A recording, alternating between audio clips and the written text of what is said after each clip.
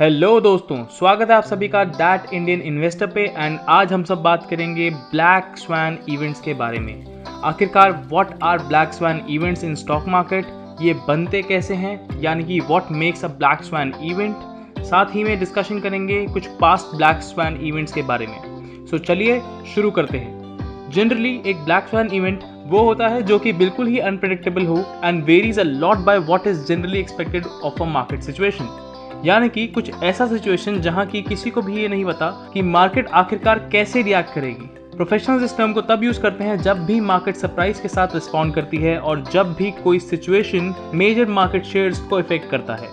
अगर आप इस कॉन्सेप्ट को अच्छी तरह समझना चाहते हैं तो मैं आप सभी को रेकमेंड करूंगा कि black swan by Nassim Nicholas Taleb जरूर पढ़ें। इस किताब में बहुत सारे ऑब्जर्वेशंस और एक्सपीरियंस शेयर करा है ऑथर ने जब फर्स्ट टाइम ब्लैक स्वैन की सिचुएशन डिस्कवर हुई थी ऑस्ट्रेलिया में। आप सब व्यूअर्स में से बहुत से लोग ये भी सोच रहे होंगे कि आखिरकार व्हाइट स्वैन सुना था और देखा भी था, बट ये ब्लैक स्वैन थ्योरी का कोई इम्पैक्ट भी है। दोस्तों, इस वीडियो में हम कुछ एग्जाम्पल्स देखेंगे ब्लैक स्वैन इवेंट्स के, जिससे कि आपको यकीन होगा कि ये सिचुएशन एक्चुअल में एग्जिस्ट करती है। सो चलिए आगे बढ़ते हैं और डिस्कस करते हैं कि what makes a black swan event.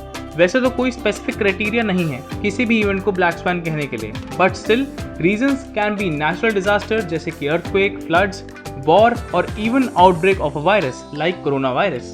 पर ऑथर तालिब ये कहते हैं कि हर ब्लैक स्वैन इवेंट में मेजर 3 कैरेक्टरिस्टिक्स जरूर होते हैं, जिसमें से नंबर 1 ये है कि they are so rare that the possibility that they might occur is unknown.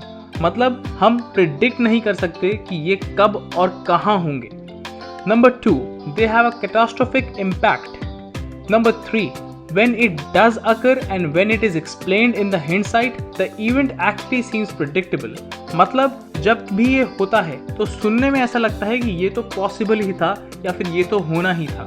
पर ब्लैक स्वैन का मेन रीजन ये है कि हमें लगता है कि यूनिवर्स एक ऑर्डर में चलता है, बल्कि इन रियलिटी ऐसा नहीं होता। सो अब कुछ एग्जाम्पल्स देखेंगे ब्लैक स्वैन इवेंट्स के बारे में, जिससे कि हम इनको बेहतर समझ सकें।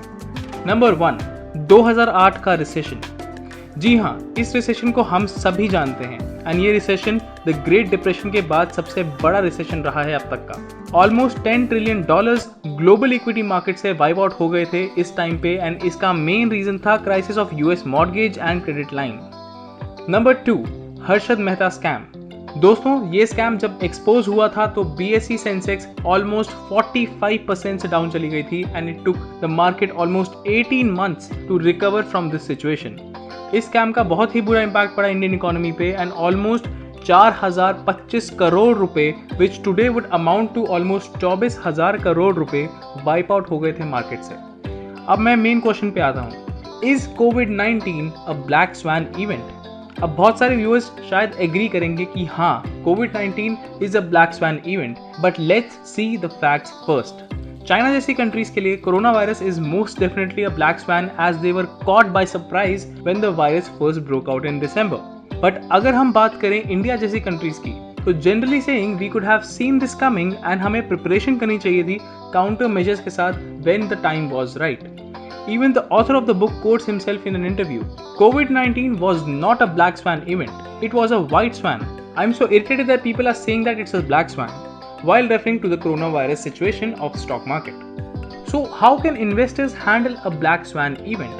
वैसे तो मैं सभी को यही इन्वेस्टमेंट एडवाइस देता हूँ कि हमेशा अपनी खुद की स्टडी करना जरूरी है instead of blindly relying on these financial gurus that you see on TV.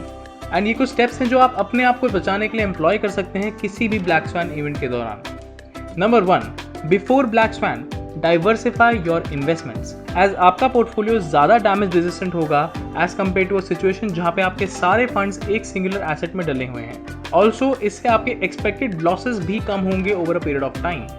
Number 2, during black swan event इसमें 2 चीज़ें करनी चाहिए। सबसे पहली, स्टैगर योर इन्वेस्टमेंट्स।